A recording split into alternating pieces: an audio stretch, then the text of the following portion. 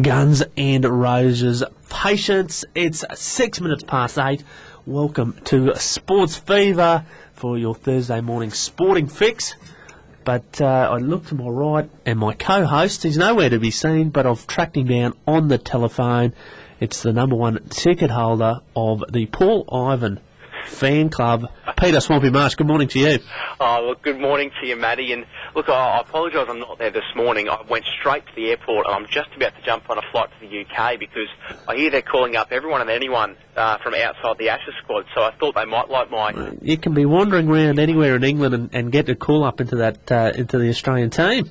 At the very least, I might be able to slug Joe Root if I see him out having a drink after the game, perhaps. D. Warner style, yes. Interesting times, and the Ashes, of course, underway, and we'll talk in depth about that one with our, funnily enough, our NRL correspondent. We'll talk some cricket news with at about 10 to 9 this morning, but he's a dedicated cricket man as well, Warwick Nicholson. But I guess mixed start in the cricket last night, Swamp. Yeah, look, Peter Siddle, the lion-hearted Victorian, doing the job and bowling just a wonderful line there, Matty. But again, top order not doing the business. So, look, we're by no means out of it, I think. But going to need some, and this very sentence I'm about to speak sends shivers to my bones, is that we're going to have to rely on Stephen Smith to pull us out of a bind. My Stephen Smith to me is as Dave Warner is to yourself. I don't think there's a great place for him in the Australian cricket side. I hope he proves me wrong. Don't worry, on my bus, Stephen Smith's right next to D. Warner and Maxwell. I'm no rap either, but anyway, good luck to him. Oh dear. Good luck to him. But more cricket with Warwick coming up at about 8:45 this morning. Now, Swamp, we got out to Dolphin Oval last week. We said on this very show last week, we said this is it, do or die for the Dolphins. They could make it something very special. The Herald Cup was on the line. Well, after a few nerve-wracking, we got there, Swamp, 18-16. Special indeed it was, Matty, and it was a tremendous game of football for all who were there to watch it. Both teams really gave it their all, and I suppose the most pleasing thing from me as a Dolphins fan, Matty, was that they competed for the full 80 minutes. They never really looked out of it, and they have in games in the past when the games perhaps got away from them. They've come back too late, but they got away to a very good start, courtesy of a wonderful break, and I think we can claim a bit of a SportsFeva bump here to Sarafu Fadiaki, who had a wonderful game on the weekend, and then some great individual work by Cameron Cullen, who just looks more and more at home as he plays more games in that Dolphins number 6 jersey. And look, Wynnum hit back as you would expect they would, but just a tremendous finish. And geez, I'm not sure too many SportsFeva listeners would have seen you at Dolphin Oval, but you were an interesting sight for those last 5 minutes after the Dolphins took a 2-point lead, and then Joe Bond knocked on the kick-off and gave Wynnum a fair chance. Yeah, I'm a nervous football watcher at the best of times, Swamp, even when they're 20 in front. So when there's a two-point lead and the opposition are attacking, I'm a bit of a mess, it's fair to say. Oh, couldn't stand with us, had to go away. I think you people were bad luck. I had to move away. Oh. But it was a great day out in all three grades. They swept their grades. First time this year the Dolphins have been able to win all grades in front of a good crowd at Dolphin Oval, of course. And look, final hopes are still alive, but if something we can take away from the season will be the picture of Big Petro holding the Herald Cup. We would have loved to him be holding the Queensland Cup, and look, it's still a possibility, but probably a long shot, but at least we'll have that photo of Big Petro holding up the Herald Cup. Yeah, and I think what it'll do, Matty, as well is really inject some good feeling around the club, and let's be honest, there's not been a lot of that this season. It's been some pretty tough goings, especially for the senior side, and that was a really good win, and I think our good friend John Sloan in his column this week called it a real Dolphins win, and it's one that he hasn't seen for quite a while. So look, for me, I think it's probably come maybe 2 rounds too late to really inspire a big charge into the finals.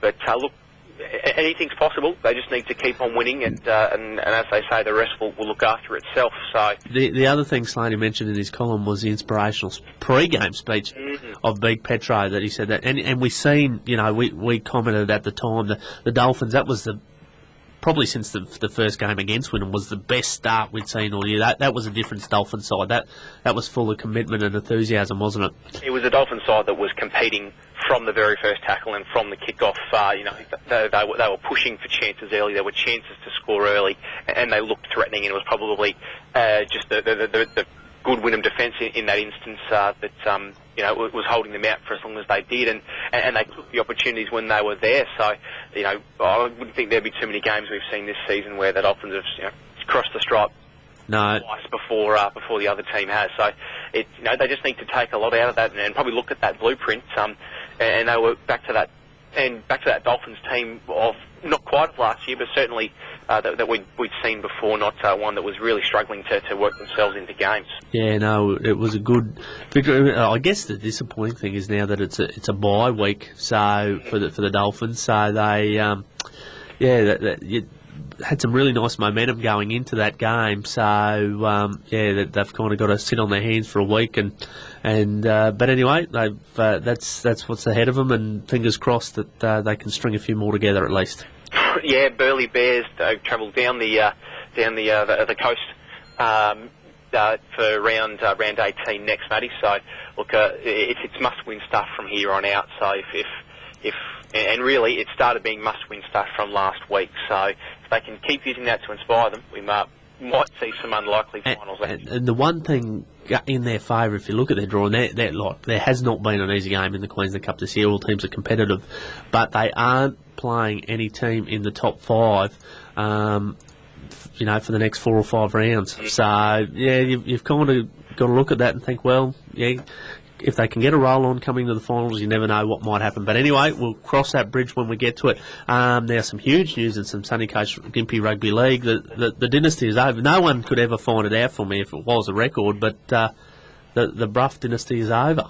I hope all the listeners are sitting down when we deliver this news, Matty, because it is massive. The Caboolture Snakes, 19-12 winners over the Kawana Dolphins, A grade, massive. The Bruff. Gone over. On, the record. Said, long live the king. Yep, the Chook, the mighty Chook. So what and Swamp to knock him over at Stockland Park. It's an absolutely huge result, Matty, and one I certainly didn't expect, and I wouldn't have think too many people outside the Caboolture 8 grade sheds would have been expecting either. It's a wonderful result. Jake Carl, Troy Coggins, and Willem Pretorius crossing the line there for the Snakes in 3 tries to 2 win, and a Scott Maddock field goal giving the 19 points there. So wonderful result there for the Snakes, and probably a much needed one as well. The season's just starting to creep away for Caboolture a little bit, dropping some games. They probably should have been competitive in like Nambour a couple of weeks ago, and if they're going to push themselves up and maintain a consistent presence in that top 4, they're going to need to start winning some games, because behind Kawana, Yabrabi, Gympie, there's a real battle going on for who's going to take out that 4th place, and Caboolture needs to keep winning if they're going to feature there. Absolutely. Well done to Chook and the boys. Looking ahead to this week's games, Swamp, we haven't, for various reasons, haven't tipped for the last couple of weeks, and I'm happy because I'm in front, so it makes it harder to run down if we're not tipping. But looking ahead to this week's game, Swamp, who do we like? So first up, Matty, we have Nambour taking on Noosa at Nambour. To be honest, for me, I'm going to have to go Nambour in that one. Noosa having some struggles with personnel in terms of people being available for injury off the park, and I don't think things can get too much better for the Pirates. So for me, that will be Nambour at home. Yeah, I like the Crushers there at Crusher Park. I think the other game on we've got a game on Saturday. The Sharks take on the Devils. No, the second Saturday game will be Maroochydore taking on Caboolture. Yep. So very interesting to see if the Snakes can take, obviously a huge confidence boost from that win over the Dolphins. Of course, that is at Maroochydore, so the Snakes travelling up the coast for that one. Look, I really like the Snakes to keep on winning here, and this is a really big result, or a really big game in relation to the table here, Matty. Caboolture and Maroochydore sit 4th and 5th respectively. If Maroochydore manage to pinch a win here, they'll be level, and that'll really put a lot of heat on Caboolture to be able to maintain that 4th spot. If Caboolture can get a win here, it'll put 2 games gap between them and a team knocking them out of finals contention. So probably not the best team or the best game in terms of ladder positions, but very important for the two teams involved. And I like the Snakes to do the business there. Yeah, I agree with you there, Swamp. Snakes, too good. On Sunday afternoon, Matty, the Devils take on Caloundra at Caloundra, and the Devils rolling along quite nicely. They dusted the Crushers last week and share second place with Bribie Island, so I can't see the Devils being beaten by the Sharks there. No, I'd hate tipping the same as you, Swamp, but you may have seen the light. Look, you can pretend you hate tipping the same as me or you like, but you're ahead, so you're more than happy. I've changed 3 tips so far, just copying. Yeah, no. I don't need to be sitting in the studio to know that. No, come on, Swamp. You know I'm a keen student of the Sunshine Coast Gympie Rugby League, and I've done my form prior to the thing. So these are all my tips. They're all written down here. I'll tip first in this next game. Okay, this is probably the one that will decide it for us for this week, and it is the big one. The Bribie Island Sea Eagles take on the Kawana Dolphins at Bernie Foley Oval. Get over on the island if you are there to watch this game. Over to you, my good friend. Yes, I'd love the Bribie Island Seagulls to, do it for Bribie, but sorry, Bruff will be back. Kawana Dolphins will win this one in a tight contest. I think this will go down the wire as well, but I've got Bruffy's boys fighting back in this one. I also agree. I think it'll be a cracking game of football and a really tight contest, but in Bruff we trust. Out the window, gone. Get out, Bruffy. I back into Bribie Island to come into this one, Matty. Big Bernie Foley Oval crowd to cheer the boys home. If that does happen, it'll also give Bribie Island a chance to push up to be equal first with Kawana as well, and really the first chance that any team has had all season to be able to do this. So I'll back Bribie Island in this one, and let's keep it interesting. I really encourage anyone that might be around Bribie or Caboolture, this will be a great clash. There's a bit of heat between these two teams. Of course, the Bribie Island Sea Eagles, the Fogs Cup team essentially of last year of Sunny Coast, and I know, the word around last year was that the Dolphins challenged the Sunny Coast Sea Eagles to a playoff for the Battle of Stockland Park type of thing. So there's a lot of heat, there's a lot of history. They might be Bribie Island in name, but there's that Sunshine Coast link. There's some. This will be a heated clash, Swamp. It will be a cracker. Yeah, and look, really, sharing literally almost a stone's throw from each other in terms of home grounds there up at Stockland. So it'll be a wonderful game. For game times for anyone that is looking to get out there, the under-18s kick off at 11:50. Reserve grade at 1:20, and of course that is the reserve grade for the Bribie Island War Eagles, so get along there and watch the War Eagles in reserve grade. Followed up by the A grade at 3 p.m. kick-off, Sunday afternoon footy on Bribie Island. Grab yourself some fish and chips and get out there. It doesn't get better than that, Matty. No, it doesn't, Swamp. Great advice, as always. Now, what else have you got for us in Moreton Bay Sport today? Big game coming up for Albany Creek in the football. They'll be taking on the Brisbane Roar on the 23rd of July. So, look, fantastic to see, and this is what the Brisbane Roar do so well in their pre-season, Matty, is bring football out to suburban clubs, and great to see them paying some attention north of Brisbane, as they always do. So, it'll be at 7 p.m. at Walter Park at Albany Creek on the 23rd of July. Now, it is expected that there's going to be quite a crowd there, so you can pre-purchase your tickets online, or there will be tickets at the gate as well. So, of course, Albany Creek, I suppose, sharing that that Walter Park home ground with the Moreton Bay Jets. So a few Jets players perhaps going to feature in that game as well, and great to see the A-League coming out to some suburban grounds. No, they've always been a fantastic supporter of Moreton Bay, football in general, haven't they? And this is just another effort there, and it's fantastic for the region to see that quality of game. Absolutely. Unfortunately, last week we had Terry Kirkham on the show. The Jets going down last week, 1-0 to Brisbane City. So second half goal there. Of course, City sitting in second place, Jets in sixth. So you'd think Terry Kirkham will be pretty happy with that result. Only a second half goal, the difference there. So the Jets will back up against the Brisbane Strikers this week, Matty. Unfortunately, the home ground yet to be confirmed for that one, where that will be played. But the Strikers sitting in fifth, and the Jets in sixth. So a chance to pull back a little bit of ground on the competition there for the Jets this week. Yeah, good luck. And what about finally with some Caboolture Lions news? Yeah, it's been a tough season for the Lions, of course, shifting up into Division 2, but as the season's gone on and on, Matty, they've managed to find some form and settle in a lot more, and the last 2 weeks have been quite interesting. They took on Nambour in round 10, and believe it or not, it was a draw, which has happened more often than you would think in these suburban football competitions like this. So in my time of covering it, I've seen more draws than I thought that I would. But of course, Nambour dominating the previous competition that Caboolture played in for so long. So that is a result in itself that Caboolture has pulled level with Nambour there. And of course, wonderful to see the Lions back it up the week after they took on Kenmore last week and pulled away with a 119 to 106 win. That's only their second win of the season. So plenty of confidence hopefully the Lions can take out of that one. They've got just 5 games left in the season. Finals won't be a consideration for the Lions this year.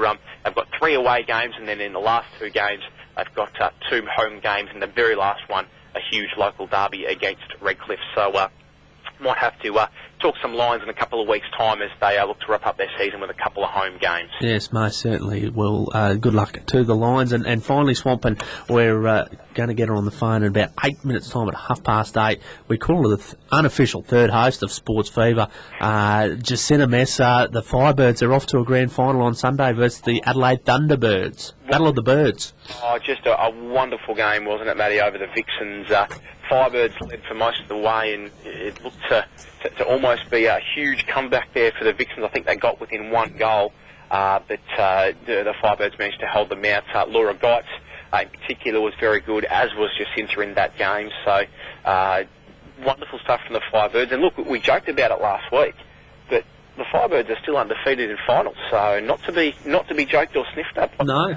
No, well, I think we gave them a SportsFeva bump all that time ago when they went on that amazing run 2 years ago, and you know, they are still undefeated in finals in the ANZ Championship. It's a fantastic record, and what a year we've had from Jacinta Messer. She's so versatile. She's started, she's come off the bench, she's played last quarters, second quarter. She's so versatile, and she adds so much to that team, and we can't wait to talk to Jacinta about the lead up to the grand final. Very excited. We're right behind the Firebirds and Jacinta here at SportsFeva. Absolutely, Matty. And look, you'll have to pass along my absolute best wishes for the Firebirds and Jacinta there. We've followed their progress quite closely all year, and look, hopefully it's there's only one more game, of course, to go, and hopefully the bump can carry them over for one final game. Going to be a fantastic clash this weekend. I'm feeling very confident, Swampy, but you better go. You're a busy man. You've got to... my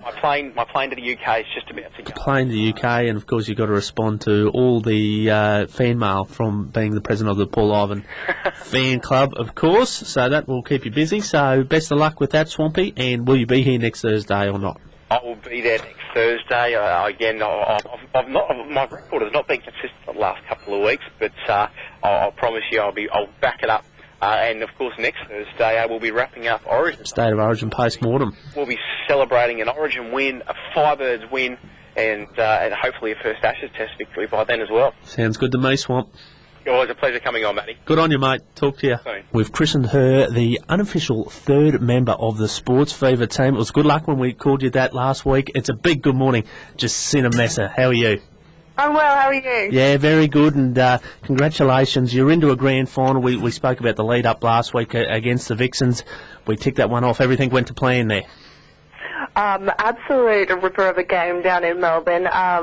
Yeah, we were really just stoked with our performance and so happy to get across the line and get that grand final berth. It's absolutely incredible. And what's the vibe been since that time? You know, into a grand final. It's your first, obviously, grand final. The Firebirds were there a couple of years. What's the vibe been like this week?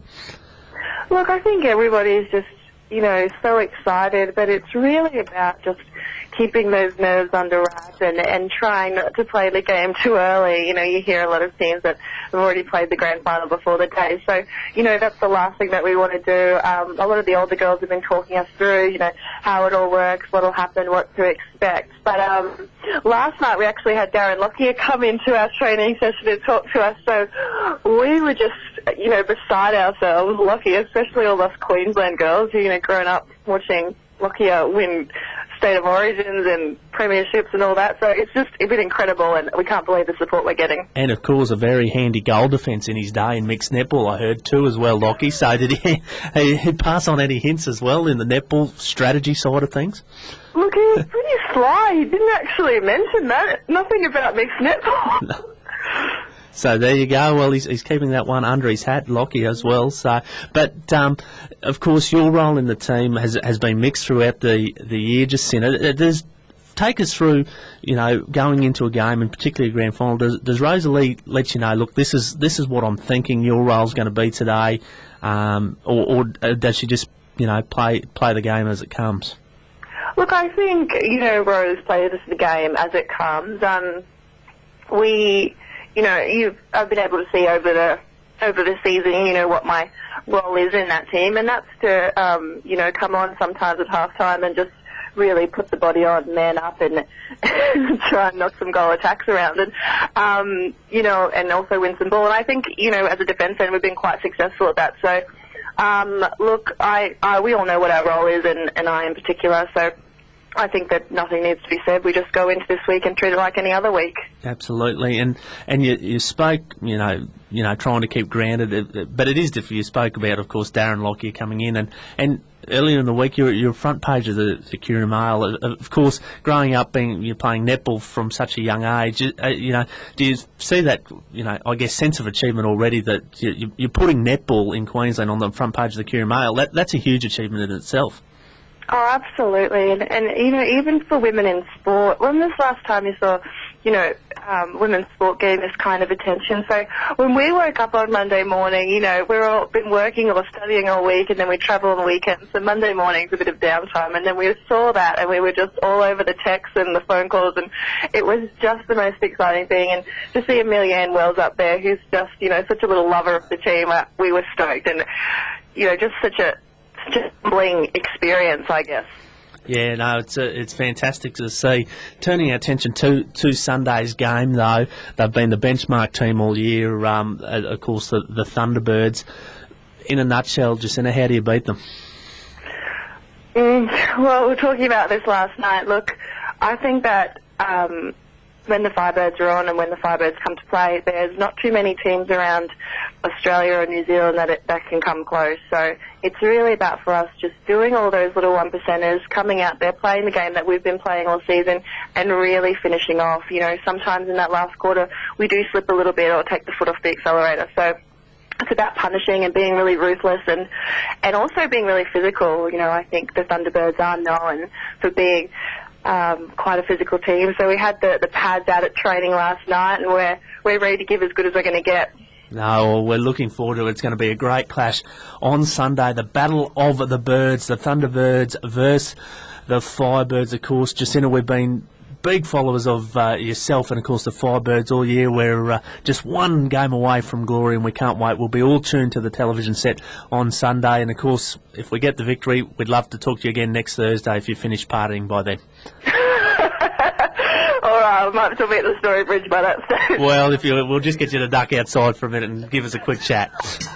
Sounds good. Thanks for having me. Good on you, Jacinta. Best of luck. Cheers. Bye now. Jacinta Messer, Moreton Bay's own Queensland Firebird star, the mighty Firebirds. They head to a grand final versus the Adelaide Thunderbirds. Of course, the Thunderbirds, top of the table team all year. It's going to be a great clash, and we wish Jacinta and all the girls the best of luck as they do Queensland proud in the ANZ Championship grand final on Sunday afternoon. Reggie Reagan asking, am I ever going to see the Biff again? Well, it's probably a pretty good question. It's a good question to ask to our NRL correspondent here on SportsFeva, Mr. Warwick Nicholson. Good morning to you. Good morning, Matthew. Now, Reggie Reagan asked the question, are we ever going to see the Biff again? We've seen a little bit Monday night, but since we last spoke to you on SportsFeva, the world has changed in regards to fighting in rugby league. Yeah, it has, unfortunately. More in the way that it seemed to be like just a real anti-reaction. I don't like cheap shots, I don't like punches, but in rugby league it gets to a point sometimes where that's the best way they get their angst out. And I think what we've seen is, unfortunately, after the Paul Gallen incident, which I've said to you before, mate, I think he should have been binned for what he did to Nate Miles. We've seen a very big overreaction. And unfortunately, that means that we have situations like we had Monday night, where everybody at the NRL seems to have forgotten the instigator rule, which Steve Maddai seemed to have crossed the line, and he basically made that fight happen. I know Mitchell Logwood made through the first punch, but what Steve Maddai doing running 25 metres, I think that's a byproduct of this whole, if you throw a punch, you're in the bin sort of situation, where the actual incident didn't get looked at objectively. It just got looked at, who threw the first punch? Mitchell Logwood, see you later. Well, Maddai should have gone as well, and I was in the press box at Brookvale Monday night. I was not the only journo with that opinion. No, when someone runs 25 metres to go and get it in some bloke's face, I think fair to say he was the instigator and should have sat down. But look, it's an interesting world, and we'll see how it unfolds in Origin 3. Of course, on to Origin 3 was Queensland going with that unchanged lineup. The Blues, fair to say, walking wounded at the moment. I breathed a sigh of relief when one Jared Hayne was ruled out of the game. What do you make of that Blues lineup now, mate? We're going to struggle. Look, I've been on to you for a number of years that the big gulf between the two teams has been class. Hasn't been toughness, hasn't been size, and all the rest of it's been class. And you take that Jared Hayne, we saw the difference in Game 2 in that the composure of the two New South Wales halves just wasn't there from Game 1. I know that Queensland got on top early in Game 2, and the game was over after about 10 minutes. That was the same case in really Game 1. The forwards took the game away from both sides. And look, Hayne, option-wise, just gave New South Wales a lot. New South Wales' chances of winning Game 3 come down to their forward pack actually waking up in the first 10 minutes, and a guy called Robbie Farah doing the rest of it. New South Wales win if Robbie Farah plays the game of his life.